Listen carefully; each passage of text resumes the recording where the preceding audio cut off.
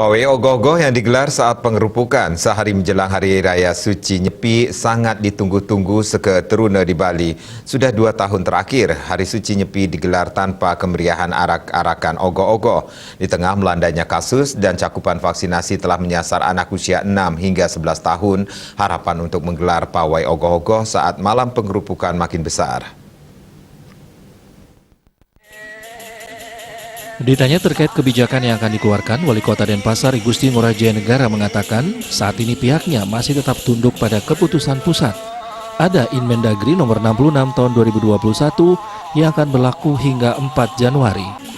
Bila kondisi pandemi tetap melandai seperti saat ini, pihaknya akan memberi ruang untuk pelaksanaan pawai serangkaian Nyepi yang menjadi bagian dari esensi agama dan budaya.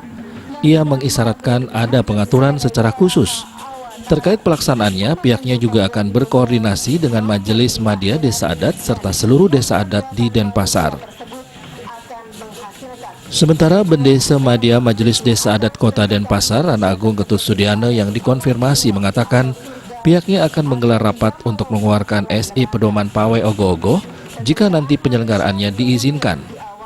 Di sisi lain, Majelis Desa Adat Provinsi Bali telah mengeluarkan SE nomor 009-SE-MDA Prof Bali /12-2021 tentang pembuatan dan pawai ogoh-ogoh serangkaian Nyepi tahun Saka 1944. Pada intinya, dalam SE ini, pawai ogoh-ogoh diperbolehkan dengan beberapa ketentuan.